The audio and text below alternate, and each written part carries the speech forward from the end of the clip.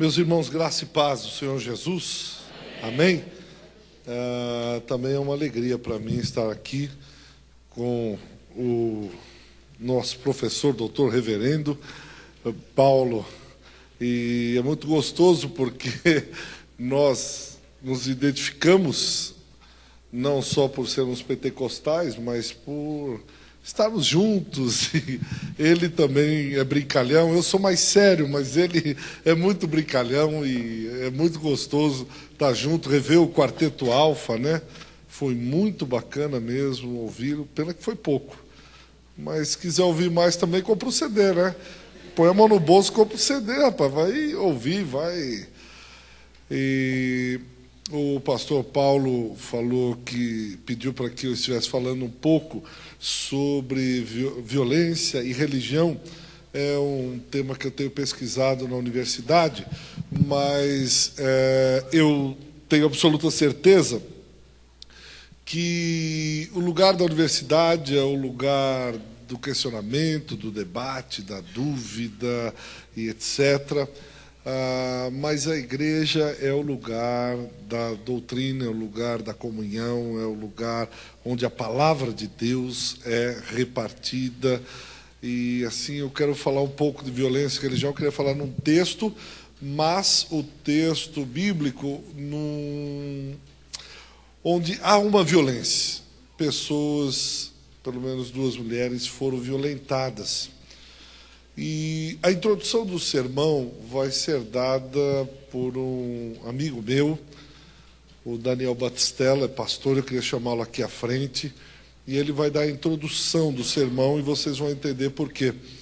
O Daniel é pastor, é missionário, eu o conheci ainda solteiro, lá em Belém do Pará, quando servia ao Senhor em Ananindeua, e o Daniel estava se preparando para ir para os índios. Daniel ficou 15 anos entre os banauás, e quase todos se converteram, inclusive o chefe, o Bidu. O Bidu se converteu e o Daniel tem um testemunho de vida que me impacta cada vez que eu penso, lembro. E desde então, já há muitos anos, nós somos amigos. E ele estava lá em Porto Velho, na base de Jocum, que é uma base transcultural, e Deus o desafiou para ir para o Acre. Quantos conhecem o Acre? Levanta a mão. Quem já esteve lá no Acre? Levanta a mão. Lá em Rio Branco. E quando ele foi para Rio Branco, ele passou antes aqui em São Paulo, ele é de Santa Rita do Passa Quatro, e eu lembro bem que ele disse, Deus mandou eu deixar tudo. Ele tem 4 filhas. Deus mandou... A mais velha tem quantos hoje? 19? Tem a mais velha é adotiva e a mais nova é adotiva também. As duas. A mais velha tem 30 e a mais nova tem 11 anos. Então são 6 filhos, 5 mulheres e 1 filho. 3 adotivos e 3 naturais. E eu lembro que quando ele foi para Rio Branco, eu disse, mas o Acre existe mesmo? Ele disse, existe. E Deus o desafiou para ir para lá e ele disse, a única coisa que tinha, Deus disse para ele, me sirva e me ame, não é isso? Amar e servir. Amar e servir. É a única coisa que ele tinha. E o Daniel é um dos homens que eu mais respeito e admiro e considero em toda a minha vida. Não só pela amizade, mas pelo testemunho e pelo trabalho. E eu o chamei para falar aqui, porque lá no Acre, ele está há 10 anos. 10 anos. Você viu que eu não errei nada, né? E ele chegou lá numa igreja batista, com um pouco mais de 40 pessoas, e um pastor frustrado, querendo voltar para Minas. Umas 200 pessoas querendo voltar. E Deus disse, eu estou para derramar um avivamento no Acre. Por isso que eu te trouxe aqui. E ele foi para perto desse pastor. A igreja em janeiro, lá no Acre, em Rio Branco, inaugurou, eu estive lá o ano passado, inaugurou uma sede para 5.000 pessoas. 5.000 pessoas. E Deus disse para ele que derramaria um avivamento para que ele chegasse perto desse pastor. A Igreja Batista do Bosque, lá do pastor Agostinho, hoje está com 5.000 pessoas. É que eu falando assim, você não tem dimensão do que é isso. O Acre, para chegar cimento lá, pedra e as coisas, e a pobreza do Acre. Construir um templo para 5.000 pessoas é alguma coisa séria. E que Deus está fazendo. Quando eu fui lá, eu fui impactado. E o Daniel vai falar porque ele lá começou uma casa chamada Casa Larister, e nós temos um compromisso com ele de missionário lá, e são 15 meninas que estão lá na Casa Larister que foram violentadas. Então o juiz manda para que lá na casa eles cuidem dessas meninas. E eu fui, a última vez que eu fui há 2 anos atrás, ou 3, e tinha uma menininha pequenininha. Saíram as meninas, que eu fui dar um estudo bíblico para elas, e veio uma menina muito pequena, com os dentes projetados, magrinha, com uma coisa no colo. E quando eu olhei, eu achei que era uma boneca. E quando eu me debrucei, alguém falou, ela acabou de nascer, acho que tem 2 ou 3 meses. Ela tinha quantos anos? 13? Aquela menina tinha uns 16 anos. 16, naquela altura. A mãe, né? A mãe. E aí ela tinha mais 2 irmãs, eram 3 irmãs na casa, e as 3 foram violentadas pelo padrasto da avó. Morava, e uma fugiu a cavalo e conseguiu resgatar, e estava lá. E agora, quando eu fui no final do ano passado, elas se reuniram, a menininha já estava maiorzinha, e elas disseram, pastor, o senhor não pode ir embora sem antes a gente fazer uma homenagem ao Senhor. Para o senhor, né, pastor? E elas começaram a cantar uma música do Diante do Trono e a dançar, e terminaram e disseram, pastor, obrigado porque o senhor apostou na nossa vida. Obrigado porque o senhor acreditou. E aí tinha mais uma mãe que estava deixando a outra filha que estava sendo violentada. E não só isso, tem uma casa também para homens alcoólatras, mendigos, tem uma casa com meninos de rua, e tem mais um monte de ministério nesses 10 anos que o senhor levou. Fora uma escola de treinamento, fora outras coisas. Mas eu pedi para o Daniel vir aqui para ele falar um testemunho da Casa Larister. Amém, boa noite. Eu também não estou vestido a caráter, porque não tem barbeador na casa dele. Eu estava reajuntando o piso da igreja dele também. E nem tomei banho ainda. É assim que ele me hospeda, mas tudo bem, não tem problema.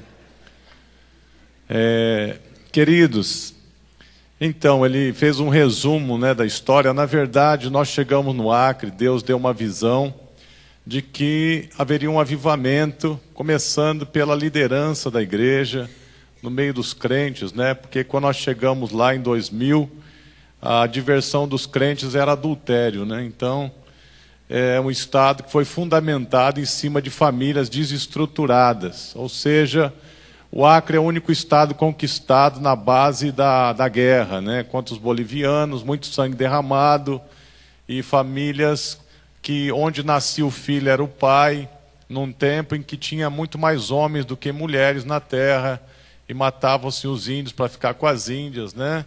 E aquela história toda, né, da questão da borracha, o soldado da borracha, sempre foi um lugar muito esquecido. Então Deus havia dado essa visão para nós, nós fomos, e realmente começou um avivamento no meio da liderança, os crentes mudando de vida, sendo transformados.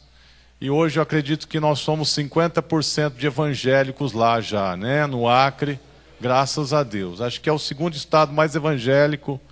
Enfim, onde você vai, as pessoas estão cantando hino, está tocando um CD cristão, as pessoas estão pregando. É um mover mesmo de Deus. Eu imaginava que nós íamos trabalhar com a igreja, com famílias, e nós iríamos também trabalhar com missões, com tribos indígenas e os países fronteiriços ali, Peru e Bolívia, e nós realmente trabalhamos com isso. Mas Deus começou a levantar missionários com a visão, uma visão que nós não tínhamos ainda. Essa visão de atender os pequeninos, os menores realmente. E de repente nós nos vimos liderando movimentos assim, porque havia um número muito elevado de meninas abusadas sexualmente e também de meninos, né? E a área de família totalmente desestruturada. O índice de divórcio era muito baixo porque não tinha casamento, só ajuntamento. Então não tinha divórcio também, mas pessoas com 4, 5 parceiros, né? durante a vida, e esses filhos de ninguém. Então Deus deu essa visão a um casal, depois eles foram embora, Deus deu a visão, eles começaram, nós continuamos o ministério, hoje é uma equipe lá. E o Lar Esther recebe meninas que foram abusadas, especialmente por pai e por padrasto, né? 70% da molestação, da violência sexual é feita pelo pai, né? Quase 70%, 69, tanto, né? E o restante, 29, tal, pelo padrasto, e o restante, menos de 1%, por outros, né? Vizinho, tio, etc. Então é uma coisa absurda isso. Você não imagina receber uma pessoa que ela chega na casa muda, surda, apática, muitas possessa por demônios, muitas num estado psicológico terrível, né? Numa situação de trauma profundo, pessoas que nenhuma instituição dá conta e nem quer, porque o quadro clínico é terrível, e no primeiro mês é muito trabalho de libertação, de cura, de acreditar em alguma coisa, o segundo mês também, no terceiro mês já fica mais amena a situação, no quarto, quinto mês, você vê aquela pessoa agora tendo uma experiência com a paternidade de Deus, vendo Deus na vida dos obreiros, vendo uma figura masculina que ela pode ter confiança, uma figura feminina que realmente tem uma amizade profunda. Então você vê esse milagre extraordinário na vida dessas pessoas, depois você vê elas fazendo coreografias, expressando o amor de Deus, depois você vê elas perdoando os abusadores, tendo misericórdia, compaixão, enfim. Então é esse milagre maravilhoso, né, que Deus tem feito. Eu acredito que é uma das formas de violência que causa maiores distúrbios, né, porque é violência a um ser totalmente indefeso, que não tem reação, não tem como reagir, né, a um pai, a um padrasto, especialmente nessa fase da vida, e destrói tudo. É uma destruição total, inclusive física, né, muitas vezes. E a gente tem visto o poder do Evangelho de transformar algo totalmente arruinado, né, conforme o ministério de Jesus profetizado em Isaías 61. Né, vestir aquelas vidas, desvesti-las da tristeza profunda e trazer a elas vestes de alegria, libertá-las dos grilhões das trevas que a passividade permitiu e trazê-las para a libertação, e para que elas não fossem mais uma herança de maldição, mas pudessem crer e ter esperança em gerar descendentes de bênção, de gente que vai ter pai e mãe e família estruturada. Esse é um milagre extraordinário que Deus faz no ambiente de violência. Então o Lar Esther já atendeu mais de 400 meninas, então tem algumas que estão conosco lá há 6, 7, 8 anos, algumas passam 1 ano e algumas 6 meses, mas a maioria passa bastante tempo, porque tem sido o melhor ambiente para elas, e depois, quando elas se tornam de maior idade, a casa ainda continua trabalhando com elas, trabalhando para que elas façam uma faculdade, ou elas comecem um empreendimento, ou as ajuda, né, nessa área profissional e vocacional. Então é um resumo do trabalho que a gente tem feito ali, um dos trabalhos com as meninas da Casa Lar Esther. Então a gente agradece essa oportunidade, com certeza Deus vai estar falando muito conosco através desse tema, né, violência. E aqui a gente está falando um pouco de violência a meninas, né, violência sexual.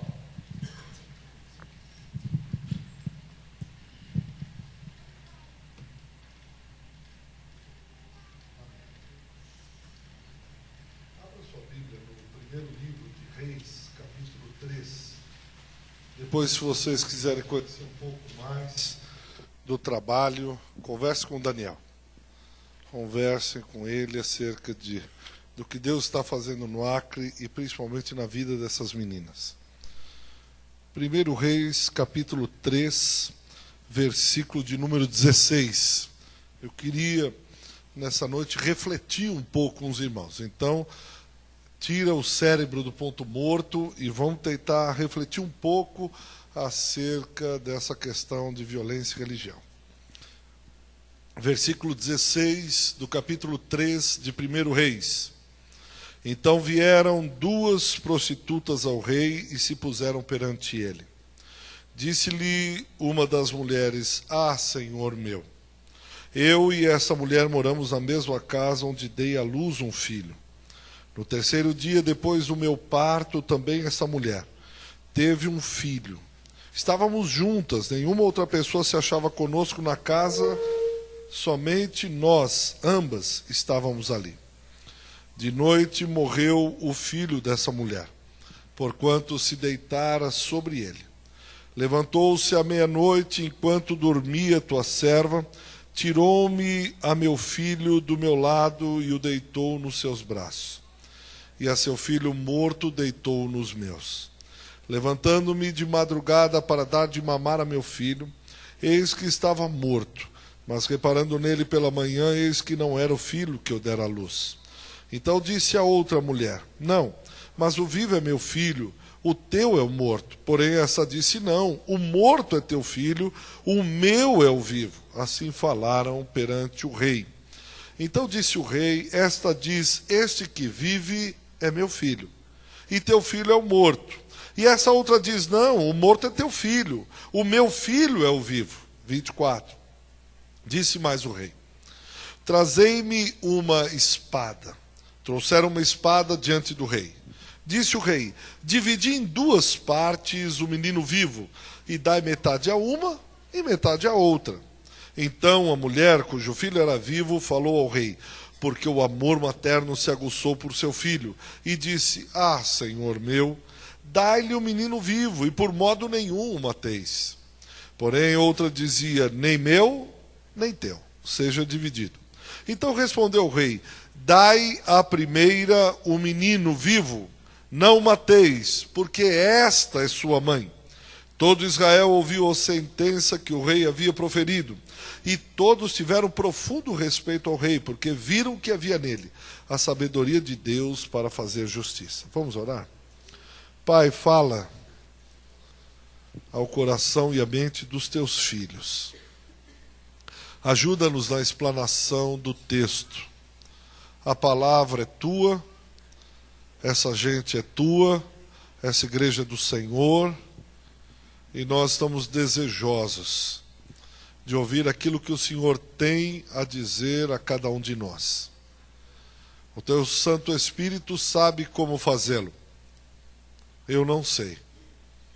Seria tolice tentar explicar, explanar, falar acerca das coisas espirituais de uma maneira lógica e racional. Não bastaria para convencer os teus filhos. Por isso eu peço em nome de Jesus Cristo que o Senhor nos ajude e que nessa noite o Senhor altere alguma coisa em nossa caminhada, a fim de vermos o Filho, em especial o seu amor, em pessoas as quais muitas vezes não conseguimos enxergar. Ajuda-nos, em nome de Jesus. Amém. Amém. Os irmãos sabem que Salomão, o 3º rei da chamada monarquia unida de Israel, está subindo ao trono. Seu pai, Davi, lhe deixou o reinado. E ele está no começo do seu ministério, no começo do seu reinado. A partir do versículo 2 do capítulo 3, ele está oferecendo sacrifícios. No versículo 3 diz que ele amava o Senhor. E no versículo 5 o Senhor lhe aparece em sonhos pedindo assim: Salomão, meu filho, pede o que você quiser. E lá no versículo 7, 8 e 9 ele pede sabedoria de Deus. Ele disse: eu gostaria de ter sabedoria. E a partir do versículo 11, Deus começa a dizer com ele e dizer: olha, o que você me pediu, essa coisa, você não pediu longevidade, versículo 11, riqueza, morte dos teus inimigos, mas você pediu entendimento para discernir o que é justo. Eis que eu faço segundo as tuas palavras. E Salomão, os irmãos sabem, as irmãs, é o homem mais sábio da terra, ou foi o homem mais sábio da terra. E logo que ele recebe a sabedoria, vem uma primeira causa, veio para uma primeira questão. Duas prostitutas se chegam até o rei e começam a discutir, brigar, dizem, nós viemos até aqui porque enquanto nós estávamos dormindo, eu tive um filho muito próximo de quando ela também teve o seu filho, e no meio da noite o filho dela morreu, ela muito esperta pegou os filhos e trocou. E aí o rei pergunta a uma, diz, não, esse é o meu filho. A outra diz, esse é o meu filho. O morto é dela. Ele disse, muito bem, me traz aqui uma espada. Está difícil essa questão. Vamos, corta o filho no meio. A mãe verdadeira olha e diz, pode parar. Não. Eu prefiro que dê o filho para ela. Aí Salomão diz, pode dar o filho para ela. Porque essa realmente é a mãe. E aí diz que todo o povo, o reinado, ficou admirado com a sabedoria de Salomão. Veja, o texto está falando sobre a sabedoria de Salomão. Ponto. Ninguém discute isso. Só que nessa noite eu queria falar a partir da ótica de uma mulher violentada. Eu queria falar sobre o olhar, não do rei que julga a causa em primeiro lugar, mas eu queria falar a partir do olhar de uma prostituta que tem o seu filho roubado. Ok? Vou repetir. O texto fala sobre a sabedoria de Salomão. Ponto final. Não se discute. Só que eu gostaria de falar agora a partir da ótica da prostituta. Então vejamos. No versículo 16, diz que vieram duas prostitutas ao rei e se puseram perante ele. É a primeira coisa que a gente precisa pensar isso. Se nós queremos trabalhar com pessoas violentadas, se nós queremos trabalhar com a escória da população, nós precisamos começar a ver, a perceber a maneira como as coisas acontecem. Por que eu estou dizendo isso? Veja, essas mulheres são prostitutas. Primeiro que elas são mulheres. Os judeus ortodoxos levantavam pela manhã e agradeciam ao seu Deus por três razões principais. A primeira, eles diziam assim, muito obrigado porque eu não nasci goi, gentil. Segundo, obrigado porque eu não nasci um cachorro. E terceiro, obrigado porque eu não nasci mulher. Quem vai se apresentar ao rei é uma mulher. Até hoje, século XX, mulheres ainda são discriminadas no trabalho. Ainda hoje, em pleno século XXI, as mulheres ainda lutam por seus direitos. Ainda hoje, em pleno século XXI, mulheres são assediadas moralmente, assediadas em suas casas, assediadas em seus trabalhos, assediadas aqui e acolá, e não têm os seus direitos assegurados. Você imagina o que é ser mulher nesse contexto? Mas ela não é só uma mulher, uma pura, uma virgem, uma mulher casada ou qualquer outra coisa. Ela é mulher num contexto de Israel, num contexto absolutamente machista, patriarcal, e mais, um agravante. Ela é uma prostituta. Ela é uma mulher da vida. Chico Buarque diria, ela é geni, joga pedra na geni. Ela sai com qualquer um. Essa mulher é uma mulher da vida. Essa mulher é uma mulher de vida fácil. Essa mulher ganha dinheiro no mole. Essa mulher aí sai com todo mundo. Essa é uma mulher de vida vil. Há uns meses atrás, eu ouvi uma entrevista da Dani Surfistinha, uma prostituta de luxo. E numa das entrevistas, ela fez filme e tal, ela dizia assim, porque ficou um glamour, né, tal, em cima da Dani Surfistinha, e ela dizendo assim, eles falam dessa vida, mas você não sabe o que é ter por dia 7, 8 homens em cima de você. Eu chorei muitas vezes, tive saudades dos meus pais. Ela deu uma entrevista em algum programa de televisão e quando tocou no pai dela, na mãe, ela começou a chorar. E dizendo, eu morro de saudades deles. Mas meu pai, quando eu disse que saí de casa, ele disse, você sai para nunca mais voltar. Você sai e nunca mais volta. E a entrevistadora perguntou, mas você não tem saudades deles? Você não queria ver tua mãe, teu pai? Ela falou, eu pego o telefone e ligo para a casa da minha mãe. E ela começa, alô, alô, e eu começo a chorar.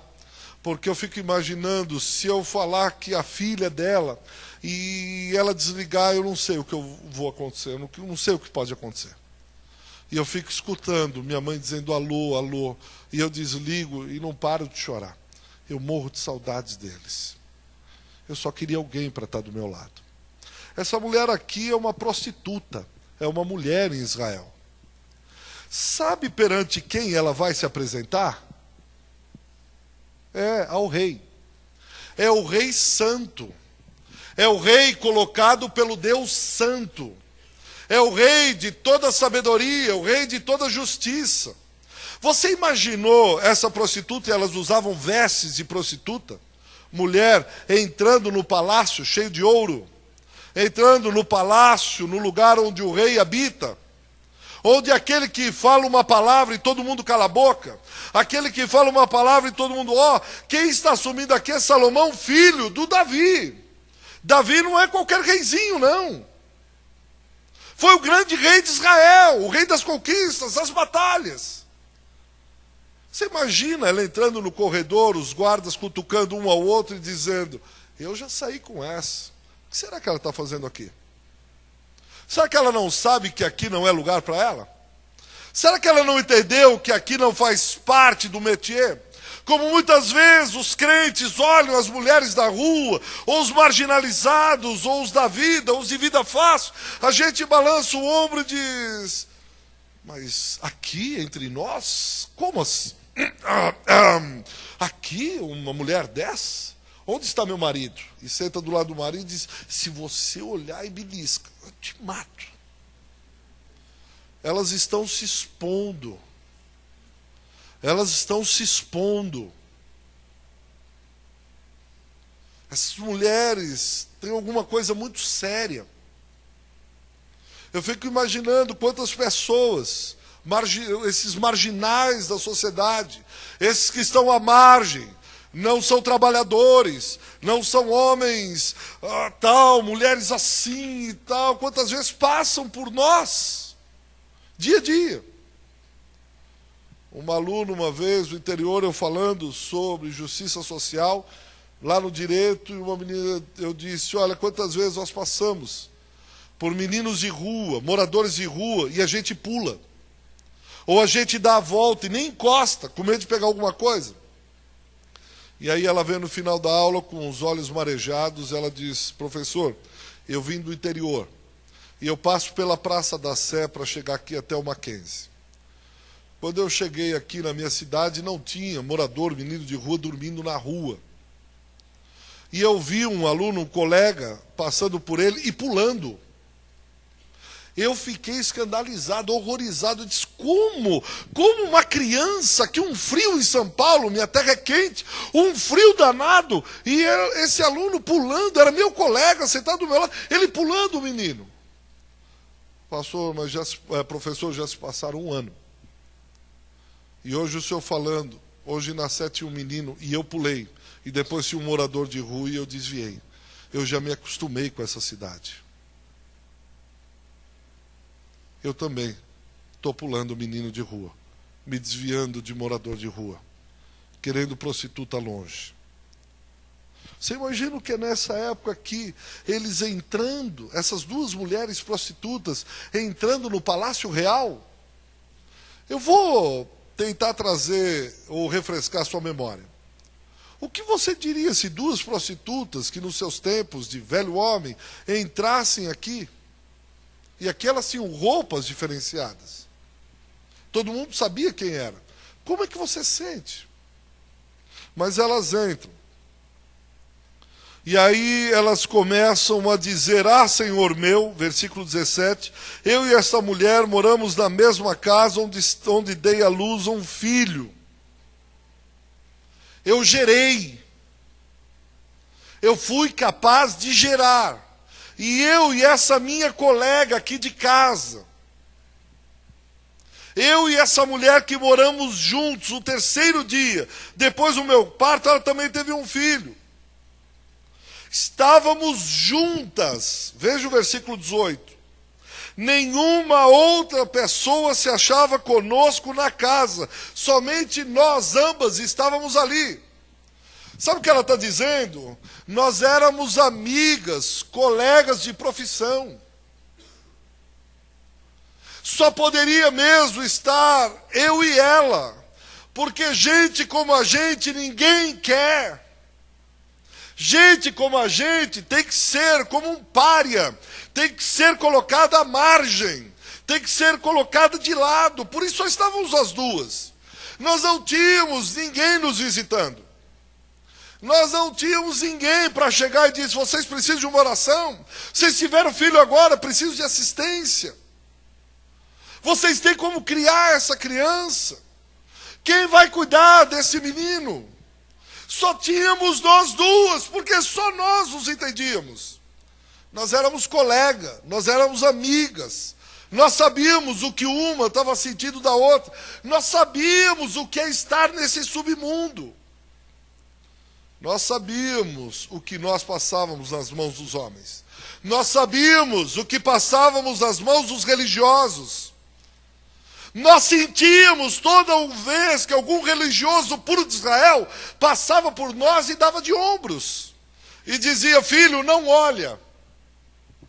Nós sabíamos, o próprio patriarca, nós sabíamos pela história, quando o patriarca pegou uma de nossas colegas prostitutas e esqueceu o seu bordão e o seu cajado. Nós sabemos bem o que é religioso. Nós sabemos, por isso só estávamos nós duas, ambas, juntas. Porque só nós duas compreendíamos umas às outras.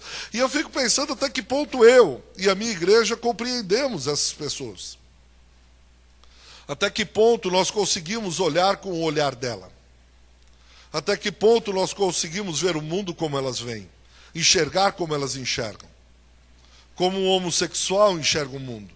Como um aidético enxerga o mundo. Como uma prostituta enxerga o mundo. Como um órfão, um menino de rua enxerga o mundo. O que ele está vendo? E ela diz: só nós duas. Mas de noite morreu o filho da minha colega. E aí, essa minha colega, essa minha amiga de companheira de profissão, minha colega de classe, ela roubou o meu filho. Você tem dimensão do que é isso? Essa mulher já está numa vida que de fácil não tem nada. Ela está se expondo perante o rei, o ungido de Jeová. E no mais, ela diz: rei, sabe o que me aconteceu? Eu fui traída pela única pessoa que eu confiava. Eu fui traída pela pessoa que dormia do meu lado, todos os dias, que conhecia minhas aflições. Sabe qual é a pior traição? A pior traição é a do amigo. O inimigo não trai. Levanta a mão quem já foi traído por Satanás. Levanta a mão. Quem foi traído por Satanás? Ah, foram? Foram traídos? Eu vou perguntar de novo porque acho que vocês não entenderam. Quem aqui, levanta a mão, já foi traído por Satanás? Pastor Paulo Romero, o senhor não acredita? Eu que confiei nele. Sabe que eu falei tudo, confessei para o diabo tudo que eu sentia. Dei a chave do carro, dei a chave da casa, pus meu filho, disse: você cuida do meu filho, está aqui minha esposa. O senhor acredita que ele me traiu?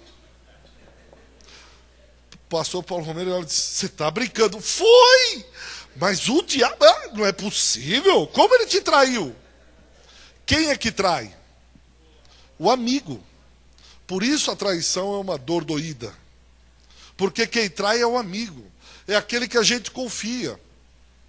É aquele que a gente dá a chave da casa. É aquele que mete a mão no nosso bocado. Pega o pão, molha no vinho do nosso prato e come. A dor doída da traição é aquele que senta à nossa mesa. Se você abriu a porta da tua casa quando ele não tinha nada e você ofereceu a tua mesa. Você deu tudo o que você tinha, você diz, olha, está aqui a chave de casa, entra a hora que você quiser. Essa mulher está falando assim, a única amiga que eu tinha, que dormia lado a lado comigo, essa me traiu. E ela me traiu num ponto que ela não poderia tê-lo feito. Ela sabe que esse filho aqui não é dela, porque uma mãe conhece o filho. Uma mãe sabe exatamente qual é a sua criança.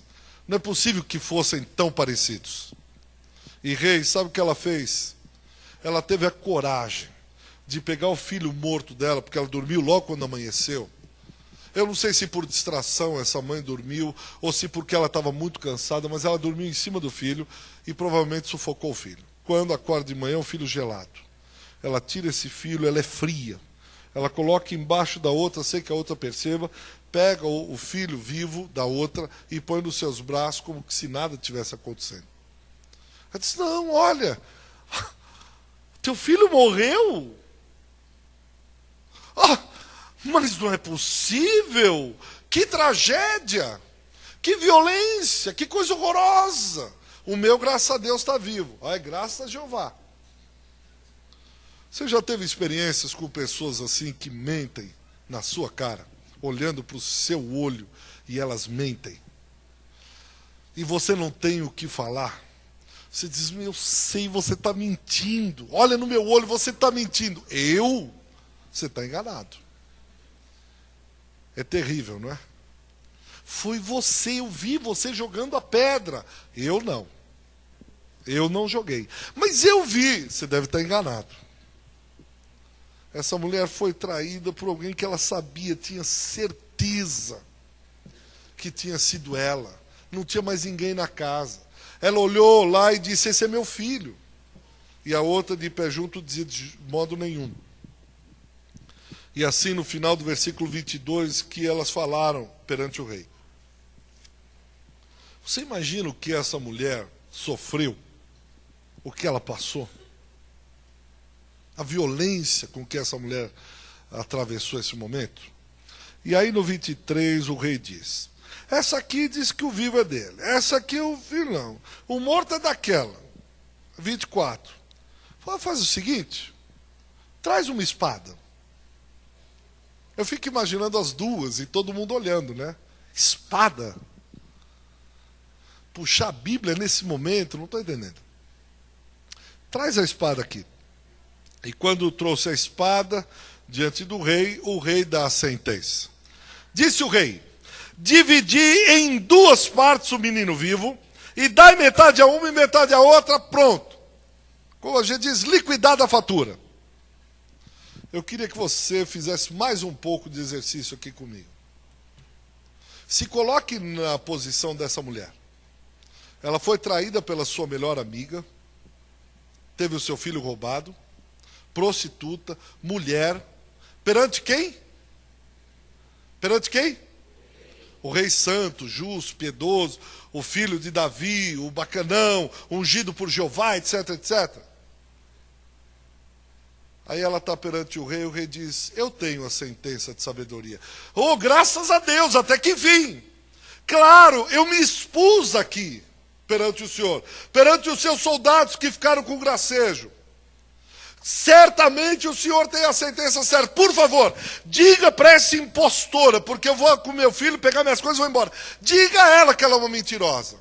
O rei diz, nada disso. Corta o teu filho na metade. O que você pensaria desse rei? Eu ficaria pensando, esse é o ungido do Senhor? É esse que Deus deu sabedoria? E eu começaria a questionar, valeu a pena ter vindo até esse rei? Valeu a pena ter vindo escutar isso desse pastor? Será que esse líder espiritual está falando, é isso que é santidade, é isso que é justiça, é isso que é verdade? Essa mulher mente descaradamente e o Senhor quer matar o meu filho? Que Deus é esse? que Deus é esse que manda matar o filho de alguém inocente? Que Deus é esse que privilegia uma mentirosa, que trata tanto a mentirosa como a verdadeira da mesma maneira? E eu creio que essa é a crise que eu e você, na tragédia e na violência, passamos muitas vezes. Eu acho que essa é a experiência que eu e você passamos em meio à tragédia. Deus, se o Senhor me ama tanto assim, por que o Senhor permitiu isso? Deus, se o Senhor é um Deus de amor, de justiça, por que os ímpios estão prosperando? Salmo 73. Por que isso está acontecendo na minha vida? Porque o meu marido fez isso e o Senhor não faz nada. Nem um câncer. Ele goza de saúde depois de ter feito tudo o que fez. Ele está ali na bênção. Aquele outro lá está trapaceando e está prosperando. Que Deus é esse? Que justiça é essa? Que isso? Deus, ô rei, do que você está falando exatamente? Eu não entendi. Matar o meu filho? Valeu a exposição? Valeu ser crente? Valeu ser justo? E aí nós começamos uma série de questionamentos. Porque a tragédia nos coloca nessa sinuca de bico. Ou você crê e confia, ou você não confia. Ou você acredita na minha palavra, na minha espada, ou não vai sobrar muita coisa. Mas a mulher, e aí começa a ficar bonita a coisa, no versículo 26. A mulher cujo filho era vivo, a que falava a verdade, ela vai ao rei e diz assim: não mata meu filho. E a Bíblia diz, porque o amor materno se aguçou. De lá de dentro, o amor materno veio, como um vulcão. Veio para fora. E ela disse, Senhor meu, dai-lhe o menino vivo e por modo nenhum mateis. É lindo. Eu fico vibrando com isso. Essa mulher olha e diz assim, eu não quero que faça isso com meu filho. Eu prefiro ver o meu filho vivo. Mais uma vez, me ajuda aqui, vamos pensar nessa mulher. Eu não sei quantas têm filhos, mas você fica imaginando na cabeça dessa mulher, e eu tenho certeza que ela pensou isso, ainda que o texto não tenha dito. Você sabe o que é ver o seu filho, talvez aquele único homem que chegou perto dela sem segundas intenções. A coisa que ela gerou de mais pura, talvez tudo que ela fez foi besteira. Mas o filho, ela diz, esse não vai seguir a minha carreira. Eu tenho lido sobre violência e todos os traficantes não querem os seus filhos envolvidos. Eles querem boas escolas para os seus filhos. Eles querem uma boa casa. Ele diz, se eu puder, o meu filho eu não quero traficante, eu quero que ele saia dessa vida. Eu acho que essa mulher, quando olhou o filho, disse, eu não quero que meu filho esteja nessa vida. Você sabe que essa mulher disse, eu prefiro levantar, quando ele tiver com 2 anos, provavelmente, começando a andar, e eu ver essa mulher mentirosa, sem escrúpulos, dizer, vem, andar, vem com mamãe, vem. Eu ver meu filho andar nos braços de outra mulher. Eu ver ela tirar o seio e começar a amamentar o meu filho e chamar dela. Ela vem correndo para mim e diz, escuta, fala. Mamãe, e o filho, mamãe. Ele falou mamãe. E a mãe verdadeira vendo isso. Naqueles lugares onde eu e você não vemos nada, o que todo mundo está vendo é uma prostituta. Mas o que Deus está vendo é algo de precioso dentro dessa mulher. E ela diz, no meio da tragédia, da violência, no meio da crise, Deus é capaz de suscitar verdadeiras pepitas de ouro, verdadeiros diamantes, da onde ninguém acha que vai dar nada. Deus diz, aí dentro ainda reside parte da imago Dei. Ainda aí dentro reside algo de bonito que é meu. E que no meio da tragédia, no meio da crise, da violência, eu vou tirar essa beleza, esse tesouro escondido na escuridão. Há um tesouro escondido naquela prostituta no interior dela, que nenhum homem que se deitou com ela e aproveitou do seu corpo percebia. Mas Deus sabia que estava lá. Se é para rachar a igreja, eu prefiro ver essa igreja com esse pastor. Ainda que eu seja injustiçado, eu vou sair por aquela porta, permaneço essa igreja viva. Pastor, está aqui a chave, pode ficar com ela que eu vou embora. Isso é beleza. Não dizer, nem minha, porque a outra é outra lógica. Nem minha igreja, nem sua igreja. Nem meu filho, nem seu filho. Você não vai ser feliz às minhas custas. Talvez muitos líderes precisam aprender com essa prostituta. Ou vamos rachar esse louvor, porque nem eu lidero, nem você. Eu prefiro quebrar isso no meio do que ver você gravando um CD com a minha banda. Essa mulher olha e diz assim, eu prefiro ver o meu filho alegre, saltitando e sofrer a dor da perda, do que ter que matá-lo. E tem muito crente preferindo ver a igreja morrer. O louvor, eu fui falar um tempo atrás numa igreja, o pastor disse, essa igreja está fechada. Acho que há 6 meses, uma igreja bonita, grande. Como assim? Uma briga aqui, foi até fecharem. Como esses líderes permitiram? Ninguém abriu mão. Nem os membros que ficaram, nem os líderes. Fecharam a igreja. Uma igreja de 100 anos, 100 e poucos anos. Agora essa prostituta vem e dá uma lição de moral. Ela diz, faz o seguinte, eu prefiro ver meu filho no seio de outra mamando, do que ficar com ela. Pode ficar com ele. Por quê? Porque o amor de mãe suscitou. A espada tem esse poder. Ela suscita a verdade. Ela suscita o amor. Ela suscita o que vai dentro do nosso coração. E quando a espada começa a dizer, uma vem com a lógica do amor e a outra vem, nem meu, nem seu, dane-se. Nós quebramos essa empresa, mas não vai ficar na tua mão. Nós rachamos o casamento, mas essa casa não vai ficar para você. O rei respondeu e disse, dai a primeiro o menino vivo. Essa é a mãe verdadeira. Ninguém que ame quer ver a morte. Ninguém que ame quer ver o racho. Ninguém que ame quer ver a injustiça.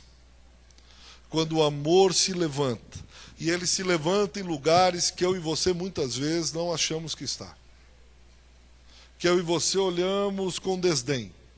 E Deus diz, lá dentro tem uma pepita de ouro. Lá tem um tesouro. Levante a espada e você verá. Comece a colocar a espada e retire, como um garimpeiro hábil. Comece a garimpar na beira do rio, porque ali tem tesouro, ali tem ouro, ali tem coisa preciosa. Essa é a mãe. E o versículo 28 diz que todo Israel ouviu a sentença que o rei havia proferido. Isso correu mais que notícia ruim. Espalhou para todo mundo. E todos, e aí que é a chave, todos, todo o povo, tiveram profundo respeito ao rei. Ele não ficou inquirindo, ele não ficou zombeteando das prostitutas, ele não olhou e disse, também, fica aí, saindo com todo mundo. Não. O que ele fez foi levantar a espada. Todo Israel olhou e disse, profundo respeito. Se a igreja do Senhor, nessa terra, quiser ter o respeito, um profundo respeito, ela vai ter que saber levantar a espada para tirar o que há de tesouros escondidos no interior dos homens e de mulheres, sejam eles pais de família ou prostitutas. As sentenças, com a espada levantada, trarão o respeito. Eles não nos respeitarão se nós tivermos a maior sede do mundo. Eles não nos respeitarão se nós tivermos aviões. Eles não nos respeitarão se todo crente for o presidente da empresa. Mas eles terão profundo respeito se eles verem o povo de Deus agir, suscitando a justiça, o amor, a verdade que está incutida ali, a imago Dei, a imagem de Deus que está embutida no coração de cada homem, de cada cultura, de cada nação, de cada raça. O povo vai começar a respeitar.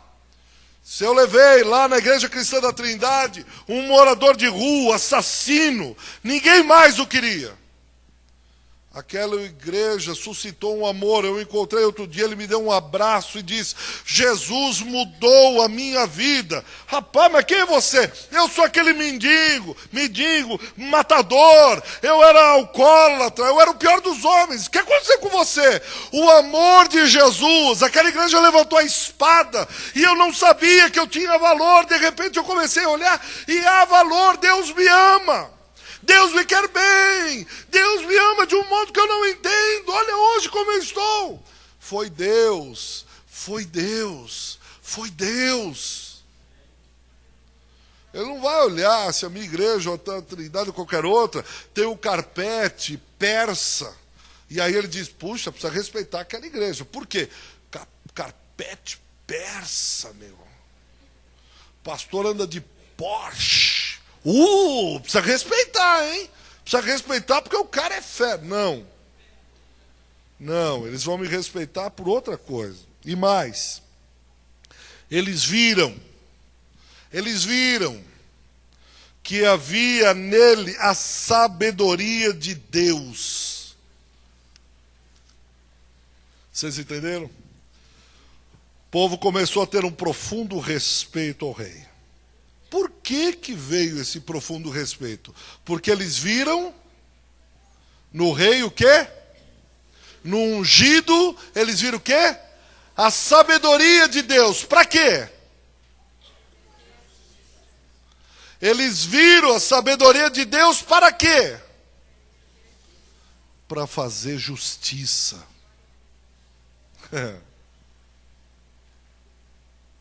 Talvez essa seja a chave de todo o contexto. Os homens olharem para a igreja do Senhor. Essa é uma igreja que tem Deus. Porque eles sabem exercer a justiça. Quando se levanta um governante iníquo, esse povo se levanta com a espada e proclama a justiça. Eles não têm medo de ter os seus templos fechados. Eles não têm medo de serem desejados pelos vizinhos. Quer justiça, vai para a igreja de crente, conversa com o irmão, conversa com Bíblia, conversa com glória.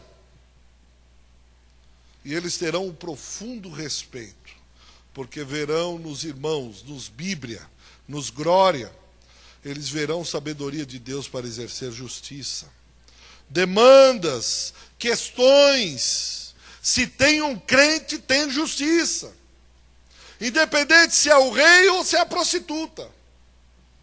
Eles têm sabedoria de Deus para exercer a justiça. Aquele povo sabe como fazer isso. E eles fazem em mistérios. Como assim? No reteté? Matrix, aviãozinho, não. Quando eles levantam a espada, quando eles levantam a sua espada, a justiça de Deus vem. Sabedoria de Deus está naquele lugar e naquelas pessoas, e eles levantam e tiram das pessoas coisas que ninguém, nenhum psicólogo, nenhum psiquiatra, nenhum médico, ninguém tiraria. Porque essas coisas, esses tesouros, essas pepitas e diamantes, só se tiram com a sabedoria de Deus. Por isso, é tempo de nos levantarmos em meio à intensa violência e tragédia. E começarmos a olhar onde estão esses tesouros escondidos, essas pepitas. E exercermos a sabedoria de Deus que em nós está. Pelo Espírito Santo de Deus que em nós habita. E começarmos a olhar para essa gente. E exercermos justiça da parte dos céus. Vamos orar? Obrigado, Jesus, porque o Espírito de sabedoria está em nós, habita em nós e flui através da Santa Igreja, da noiva do Cordeiro. E obrigado pela sabedoria de Salomão. E obrigado por esse texto bíblico que nos ajuda a pensar sobre a beleza no meio da tragédia. A riqueza, o caráter e a dignidade dessa mulher. O amor profundo pela vida do seu filho, em detrimento à morte. Que a tua igreja seja assim. Escolha sempre pela vida. Sempre. Escolha pela vida. Que tal aconteça em nosso meio. Em nome de Jesus. Amém. Amém. Glória a Deus. Glória a Deus. Nós vamos encerrar. E no próximo mês estaremos juntos novamente. Deus quiser. Vamos orar. Pai, nós te agradecemos por esta noite especial. Por tudo aquilo que o Senhor nos trouxe aos nossos ouvidos, ao nosso coração, à nossa mente. Ajuda-nos, Senhor, a colocar em prática. A não apenas a crer na Tua palavra, mas a vivê-la, praticá-la também. Abençoa todos os Teus filhos aqui esta noite. A nossa volta aos nossos lares, protege-nos. Acampa o Teu anjo à nossa volta. E, Senhor, que o Teu nome seja exaltado em nós e através de nós. Em nome de Jesus nós te pedimos. E que a graça de nosso Senhor e Salvador Jesus Cristo, o amor de Deus, o nosso eterno Pai, a comunhão e a consolação do Espírito Santo, seja com todos vocês agora e para todos sempre. Amém. Deus abençoe. Dê um abraço a alguém.